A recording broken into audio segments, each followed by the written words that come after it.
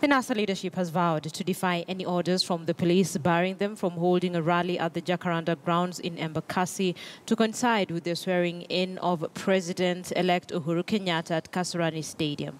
The leaders insist that it is their constitutional right to hold any meeting as long as they notify the police, which they already have.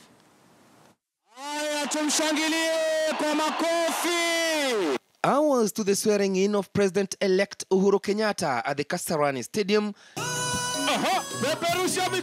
his political rival in the opposition, NASA leader Raila Odinga, will be leading a parallel function at the Jacaranda grounds in Embakasi East constituency.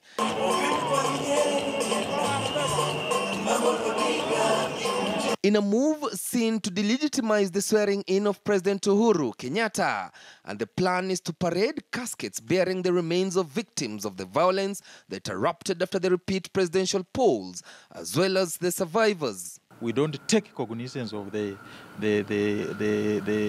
coronation ceremony tomorrow, because that is a dictatorial coronation ritual that will be undertaken at Kasarani.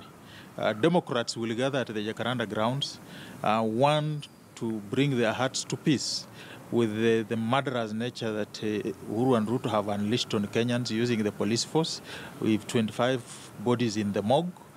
Yeye ni rais wa kupitia mlango wa nyuma na kwa dirisha.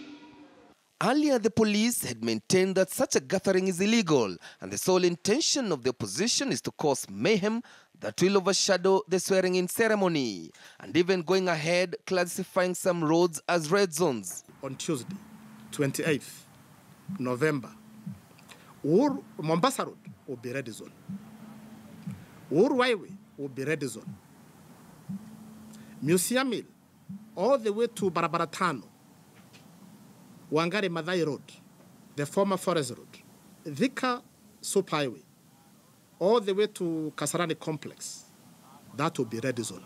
We have complied with what the law requires us to do. We have provided notice, the list that Mr. Koome is required to do, and he's not the regulating officer. The law says the OCS is the regulating officer.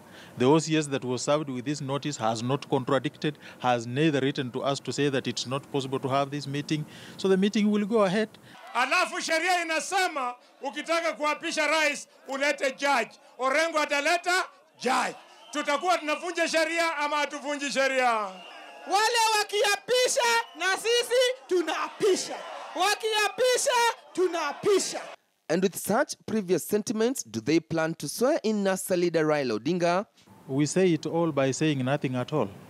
Yeah, I think the statement has been put. The day will come. The Swahili say hakuna haja tuandikie mate na wino upo. So we wait for the day. The last time that NASA supporters and the police clashed was during the homecoming ceremony of NASA leader Raila Odinga from a one-week tour of the US, running battles that persisted for the whole day from the JKIA to Kibra grounds. It must be contrasted with the coronation ritual that will be done in Kasarani, so that the world can see where this country is headed to.